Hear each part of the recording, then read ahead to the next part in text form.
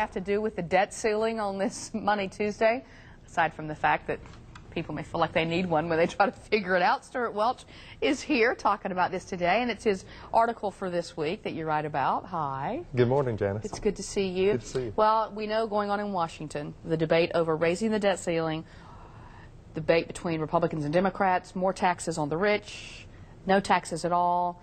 Where does it all come to? In your article, you talk about what it means to tax the rich. Well, and I think, you know, the rich are always getting vilified, and what people, I think, don't realize is that the top 10% of earners in the country are paying 68% of the taxes.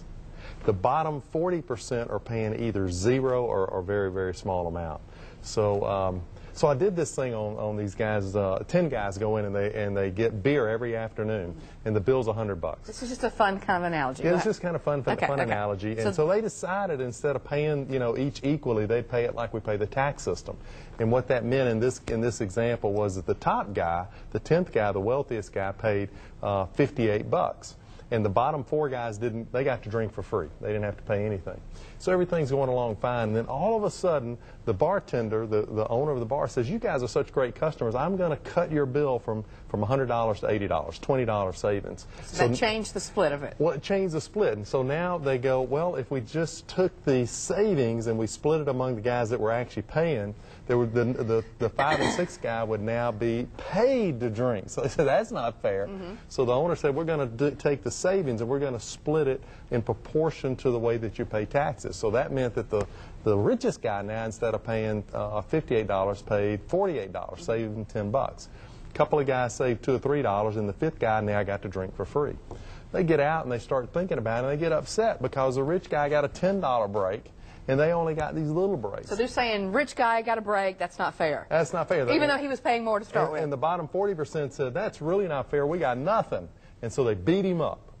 And so the next day they all show up at the bar except for the rich guy. He doesn't come. They all drink the beer, they get the bill's $80. And what they realize is they don't have half the money to pay the bill. Because the rich guy's no longer there. The rich guy's no longer there. Okay. And the analogy is that if there's a tax cut, the wealthy ought to get the most of it, a larger share of it, because in fact they're paying a larger share of the bill. And so I think when particularly President Obama talks about millionaires and billionaires, there's lots of people. He's really talking about a tax where he's saying that we're going to tax people making $250 as a couple or $200. We're going to. That's not rich, though.